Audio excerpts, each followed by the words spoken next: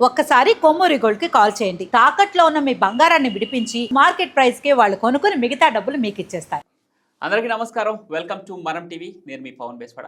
మనతో పాటు senior journalist Kiran గారు ఉన్నారు. ఆయనతో మాట్లాడదాం. సార్ నమస్తే. నమస్తే పవన్.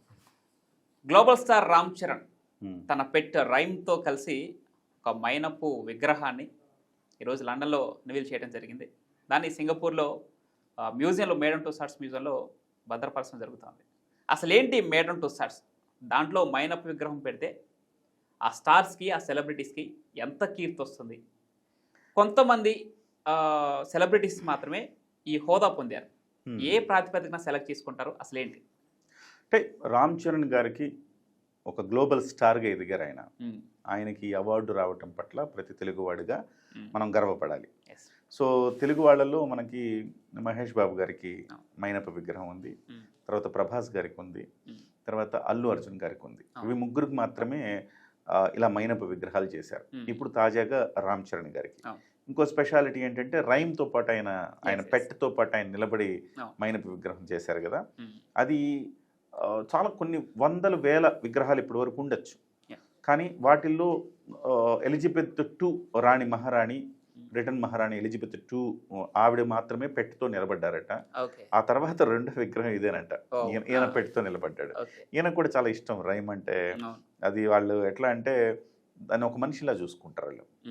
మీరు ఎంతమంది అంటే ఇప్పుడు నలుగురు అని చెప్తారు ఆయన. క్లింకారా తర్వాత రైము కూడా లెక్కలే ఉంటారు అనమాట. అట్లా సో రామ్ చరణ్ గారి కీర్తి పతాక అంతర్జాతీయ స్థాయిలో దిగ్విజయంగా ఎగిరింది అని మనం చెప్పచ్చు. రామ్ చరణ్ గారికి ఎందుకు అంటే ఇది ఏ స్థాయి అంటే మీరు అన్నారు ఎలాంటి కీర్తి అంటే అవార్డ్స్ వస్తాయి కదా, అవార్డులు రివార్డులు వస్తే ఎలాగ మనం భావించాలో ఇది కూడా అంతర్జాతీయ అవార్డు. ఇప్పుడు మన రాష్ట్రంలో Nandi award the best award, so సినిమాలకు ఇచ్చే Oscar award the best award. అలాగే మేడన్ టుస్సాడ్స్ మ్యూజియంలో ఒక విగ్రహం మైనపు విగ్రహం పెట్టారు అంటే అది అంతర్జాతీయ స్థాయిలో ఇచ్చిన కీర్తి పతాకగా మనం భావించాలి.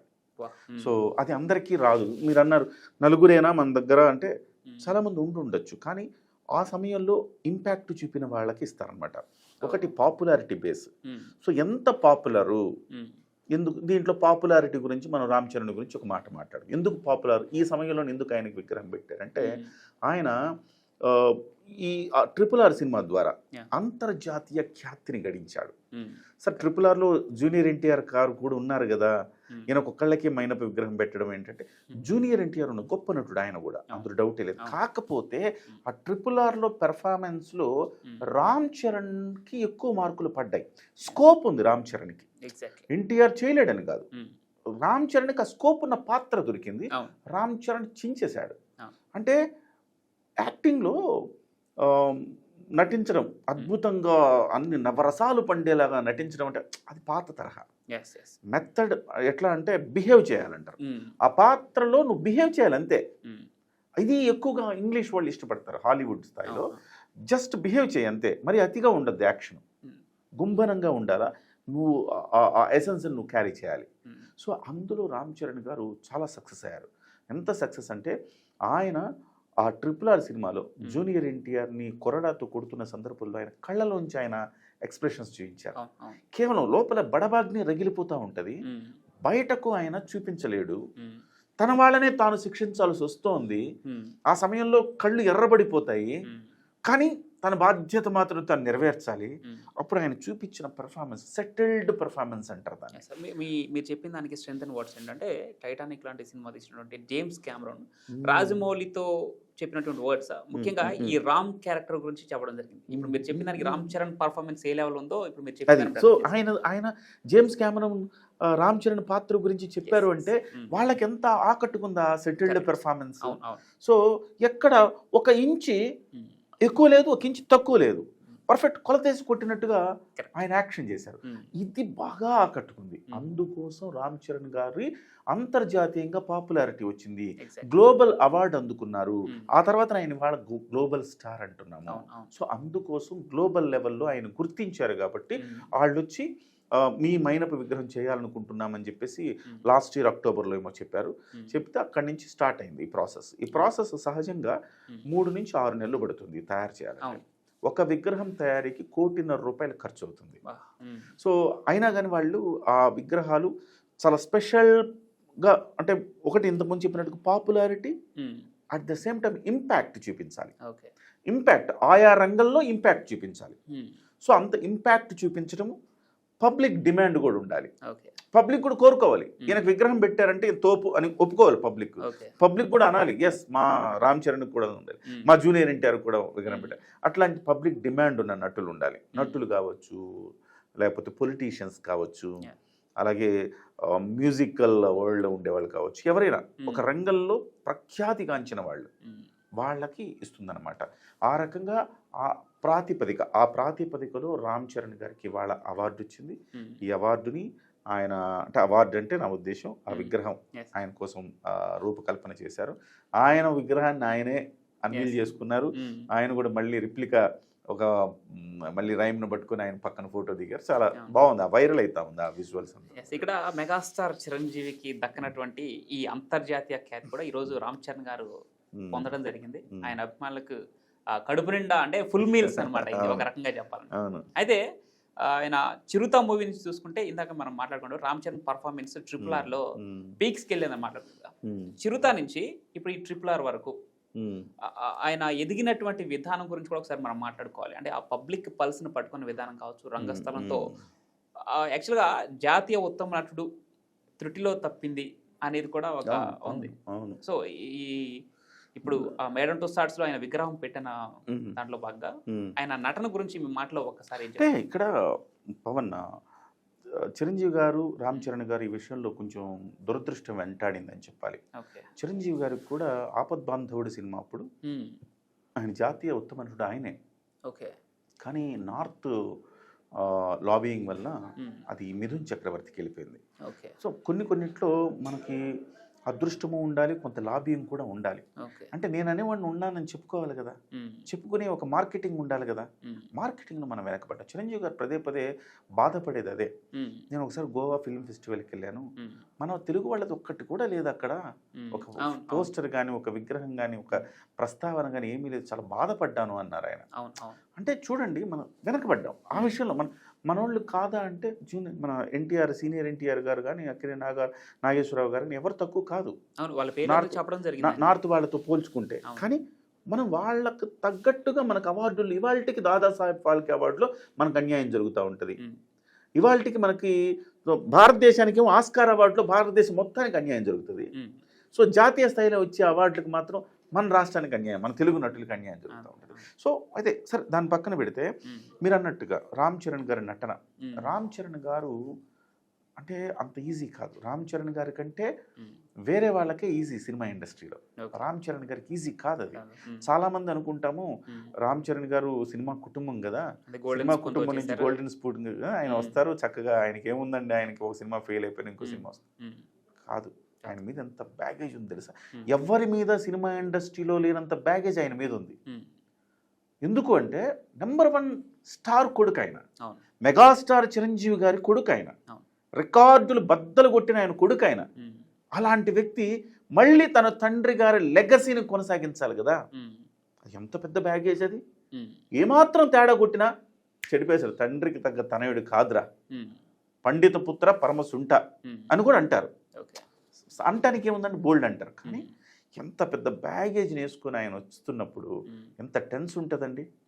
ఆ టెన్స్లో నుంచి ఆయన కసి ఆ చిరుత మూవీ చేసినప్పుడు బ్యూటిఫుల్గా డాన్స్ చేస్తాను. ఏంద్ర చిరంజీవి గారి పేరు నిలబెట్టాడు రా, ఏంటి ఆ గ్రేస్ ఏంటి, ఆ స్టెప్పుల్లో ఏంటి అనుకునేవాళ్ళు. ఆ తర్వాత ఫైట్స్ కొంచెం డైలాగ్ డెలివరీ వీటిల్లో కొంచెం మెరుగవ్వాలి అనుకున్నారు ఆ రోజు. అక్కడి నుంచి మొదలు పెడితే మళ్ళీ మగధీర వచ్చింది. మగధీర రికార్డులు బ్రేక్ చేసింది. కానీ చాలా మంది ఓర్వలేని వాళ్ళు అదంతా రాజమౌళి క్రెడిట్లే అన్నారు. మళ్ళీ కొన్ని సినిమాలు తీశారు, సరైన పాత్ర పడట్లా, మళ్ళీ రంగస్థలం పడింది, చించి వదిలిపెట్టాడు. ఇందులో అప్పుడు ఇక నో వర్డ్స్. సుకుమార్ గారి పాత్ర కానీ ఇంకోళ్ళ పాత్ర కానీ చెప్పుకోవడానికి లేదు. ఒక చెవిటివాడి పాత్ర తీసుకొని దాన్ని పోషించిన విధానం మరో జాతీయ ఉత్తమ నటన అవార్డు అది. సో ఆ స్థాయి పర్ఫార్మెన్స్. అప్పుడు కూడా దురదృష్టం వెక్కిరించింది, ఆయనకి రాలేదు జాతీయ ఉత్తమ నటుడు. నిజానికి రంగస్థలం సినిమాని మార్కెటింగ్ చేసుకోలేదు సరిగా. పాన్ ఇండియా సినిమా, అదే పాన్ ఇండియా సినిమా, అది పాన్ ఇండియా రేంజ్లో రిలీజ్ చేస్తుంటే ఆ రోజే 1000 కోట్ల పైన సినిమాకి వచ్చేది. సో అది మనం ఆ రోజు అంత మార్కెటింగ్ స్కిల్స్ లేవు, చేసుకోలేకపోయారు. అట్లా అక్కడి నుంచి రంగస్థలంలో మాత్రం విమర్శకులు నోరెళ్ళబెట్టారు. వా ఏం పెర్ఫార్మెన్స్. ఎస్పెషల్లీ తన అన్న చనిపోతున్నప్పుడు ఆ సన్నివేశంలో రామ్ చరణ్ నటన అసలు గూస్ బంప్స్ అన్నమాట. అలాగే సుకుమార్ గారు కట్ చెప్పడం మర్చిపోయారట. సుకుమార్ గారు అలా చూస్తూ ఉండిపోయారు, కట్ చెప్పడం మర్చిపోయారు. సో అలా పర్ఫార్మెన్స్ అవుతానే ఉంది. సో అంత మెస్మరైజ్ చేశారు ఆ పర్ఫార్మెన్స్. సో అట్లా రామ్ చరణ్ గారు అక్కడితోటి ద బెస్ట్ అనిపించుకున్నాడు. ఆయన రకరకాలు చిరంజీవి గారు కొడుకులే ఆ మాత్రం చేయడా అనేవాళ్ళు, ఇదంతా రాజమౌళి ఘనత అనేవాళ్ళు, లేకపోతే ఇంకొకరి ఘనత అనేవాళ్ళు. ఆ రంగస్థలం అనేది మొత్తాన్ని మార్చింది, ఆయనలో ఉండే నిజమైన నటుడిని ఆవిష్కరించింది. మళ్ళీ రేపు రాబోయే పెద్ది మరొక పాన్ ఇండియా లెవెల్లో బ్లాక్ బస్టర్ అయ్యే సినిమాగా నిలుస్తుంది. మళ్ళీ దానికోసం ఒకే ఒక షాట్, ఆ క్రికెట్ షాట్లో చూస్తే గ్రేస్ ఉంటుందండి, అందరికి రాదండి గ్రేస్. మీరు డాన్స్ కూడా అందరు వేస్తారండి, కానీ చిరంజీవి ఎందుకు ప్రత్యేకం? గ్రేస్, ఆ మూమెంట్స్ ఎక్కడ కట్ చేయాలి, ఎట్లా ఎలివేట్ చేయాలి, అది చేస్తాడు కాబట్టి ఆయన గొప్ప. అదే విధంగా అల్లు అర్జున్ కూడా చెప్పారు ఒకసేపు, నేను కూడా చాలా బాగా డాన్స్ చేస్తారు కదా, ఎవరు నువ్వు మీరా రామ్ చరణ్ బెస్ట్ అంటే రామ్ చరణ్ బెస్ట్ అన్నాడు. యాక్చువల్లీ అల్లు అర్జున్ చెప్తాడు నా ఫేవరెట్ డాన్సర్ రామ్ చరణ్ అని. ఎందుకంటే రామ్ చరణ్ ఆయన చెప్పిన మాట ఏంటంటే ఎక్కడ మూమెంట్ కరెక్ట్ కట్ చేయాలి అక్కడ కరెక్ట్ కట్ చేస్తాడు, పర్ఫెక్ట్ షార్ప్ కట్ చేస్తాడు, నేను కట్ చేయలేను అట్లా. ఇక మేడం టుస్సార్ట్స్ గురించి మాట్లాడుకుంటే శ్రీదేవి గారి విగ్రహం లండన్లో పెట్టారు, ప్రభాస్ గారి విగ్రహం బ్యాంకాక్లో పెట్టారు, ఈరోజు సింగపూర్లో రామ్ చరణ్ గారి విగ్రహం పెట్టబోతున్నారు. ఎందుకు డిఫరెంట్ ప్లేసెస్లో సెలెక్టెడ్ పీపుల్ అయినా సరే ఎందుకు డిఫరెంట్ ప్లేసెస్లో? దానికి ఏమన్నా స్పెసిఫిక్ రీజన్స్? స్పెసిఫిక్ రీజన్ అంటే మేడం టుస్సార్ట్స్ మ్యూజియం లండన్లో 1835లో ప్రారంభమైంది. మేడం మేరీ టుస్సార్ట్స్ అని వాళ్ళు ఆ శిల్పి అన్నమాట. ఆ శిల్పి నేతృత్వంలో ఈ మైనపు విగ్రహాలు తయారు చేయడం మొదలైంది. అక్కడి నుంచి మొదట లండన్లో ఉంది, తర్వాత న్యూయార్క్లో పెట్టారు, ఆ తర్వాత హాంకాంగ్లో పెట్టారు, తర్వాత ఆమ్స్టర్డామ్లో పెట్టారు, దుబాయ్లో పెట్టారు, ఢిల్లీలో పెట్టారు, మన ఇండియాలో ఢిల్లీలో పెట్టారు, సింగపూర్లో పెట్టారు, బ్యాంకాక్ పెట్టారు, నాకు తెలిసి చాలా చోట్ల ఉంది. సో ప్రతి చోట 60 నుంచి 150 విగ్రహాల వరకు ఉన్నాయి. ఢిల్లీలో కూడా విగ్రహాల సంఖ్య పెరిగిపోయింది, ఒకప్పుడు 60 ఉండేది, ఇప్పుడు 150 దాటి ముందుకు వెళ్ళిపోతా ఉంది ఢిల్లీలో కూడా. ఎందుకంటే భారతీయుల విగ్రహాలు ఎక్కువగా అక్కడ పెడతారు. అంటే అంతర్జాతీయ ఖ్యాతి వస్తేనేమో బయటికి తీసుకెళ్తారు, అంతర్జాతీయ ఖ్యాతి లేదు భారతదేశం వరకే పరిమితం అంటేనేమో భారతదేశంలో పెడతారు. మీకు తెలుసు, నాకు తెలుసు, కానీ ఒక దుబాయ్లో ఉండేవాడికి, ఒక సింగపూర్లో ఉండే, ఒక అమెరికాలో ఉండేవాడికి తెలియదు అనుకోండి, ఆ వ్యక్తి తీసుకుపోయి మనం భారతదేశంలోనే పెడతారు. సో అట్లా కాదు, అతనికి అంతర్జాతీయ ఖ్యాతి ఉందనుకుంటే వేరే దేశంలో పెడతారు. సో దీనికి కూడా కొన్ని రిజర్వేషన్స్ ఉంటాయి. సపోజు ఇది ఎట్లా పెడతారు అసలు, ఆ మ్యూజియంస్ ఎలా పెడతారంటే పర్యాటక ప్రదేశాలను బేస్ చేసుకుని పెడతారు. ఎక్కువ పర్యాటకులు వచ్చే ప్రదేశంలో పెడతారు. సింగపూర్ పర్యాటకం మీద ఆధారపడి ఉంది, ఎక్కువ మంది వెళ్తారు, సింగపూర్లో పెట్టారు ఒకటి. అలాగే దుబాయ్ కూడా పర్యాటకులు ఎక్కువ దుబాయ్లో పెట్టారు. At the same time Bangkok విపరీతంగా పర్యాటకం మీద ఆధారపడింది, బ్యాంకాక్లో పెట్టారు. ఇట్లా పర్యాటకం, ఆమ్స్టర్డామ్ కూడా ఇప్పుడు పర్యాటక కేంద్రం ఆమ్స్టర్డామ్. సో ఇట్లా చైనా ఇప్పుడు హాంకాంగ్లో పెట్టారు, చైనా వాళ్ళందరూ 150 కోట్ల మంది ఉన్నారు, ఎక్కడ వాళ్ళకు మ్యూజియం హాంకాంగ్లో పెట్టారు. సో ఇట్లా చూసుకుంటే అంటే బాగా జనసమ్మర్దం ఉండాలి, టూరిజం ప్లేస్ కావాలి.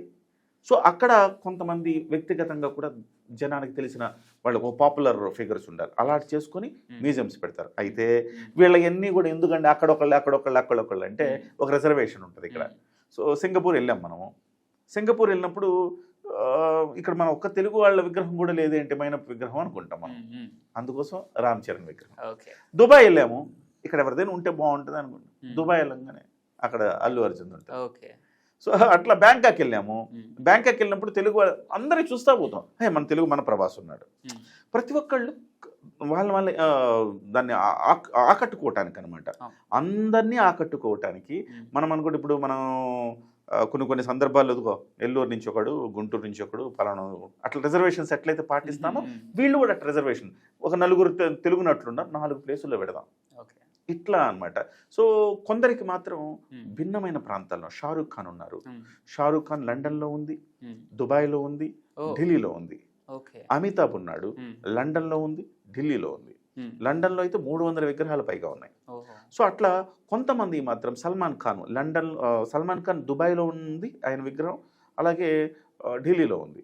సో ఎందుకంటే కొంతమంది అంతర్జాతీయంగా ఎక్కువ మంది, ఇప్పుడు దుబాయ్ హిందీ సినిమాలు కదా వాళ్ళే, సో కాబట్టి వాళ్ళకి ఈ ముస్లిం కంట్రీస్లో కూడా పేరు ప్రఖ్యాతులు ఉంటాయి కాబట్టి అక్కడ కూడా వాళ్ళకి చూస్తారు, బాలీవుడ్ సినిమాలు చూస్తారు కాబట్టి అక్కడ కూడా ఒకటి ఎక్స్ట్రా పెట్టారు. మనకి ఇప్పుడు ఏంటంటే అందుకే సింగపూర్లో కూడా తెలుగు వాళ్ళు ఎక్కువ మంది ఉంటారు, ఎక్కువ మంది తెలుగు వాళ్ళు పర్యాటకానికి వెళుతుంటారు కాబట్టి సింగపూర్లో ఒక్క తెలుగు సెలబ్రిటీ, ఫిల్మ్ సెలబ్రిటీ కూడా లేదు కాబట్టి ఆయన విగ్రహాన్ని సింగపూర్లో పెట్టారు. ఇట్లా అనమాట ఈ ప్రాతిపదికన పెడతా ఉంటారు. Right sir, thanks for the information. Yes sir, RRR సినిమాతో గ్లోబల్ అవార్డు అందుకున్నారు, గ్లోబల్ స్టార్గా ఎదిగారు. ఆ సినిమాలో ఒక డైలాగ్ ఉంటుంది కదా, కొడితే కుంభస్థలాన్ని కొట్టాలని. నక్కల వేట ఎంతసేపు, కుంభస్థలాన్ని బద్దలు కొడతాం పదా. ఈరోజు అంతర్జాతీయంగా ఆ కుంభస్థలాన్ని కొట్టారు రామ్ చరణ్ అని చెప్పేసి మెగా అభిమానులందరూ సంబరపడిపోతున్నారు. ఈ సందర్భంగా సార్ చిరంజీవి గారి గురించి ఒక మాట చెప్పారు. అంటే పుత్రుడు పుట్టినప్పుడు కాదు, పుత్రుడు విజయం సాధించినప్పుడు అసలైన గర్వపడతారు తండ్రి అని ఒక పద్యం ఉంది కదా, అది వాళ్ళ చిరంజీవి గారు సంపూర్ణంగా అనుభవిస్తున్నారు, ఆస్వాదిస్తున్నారు.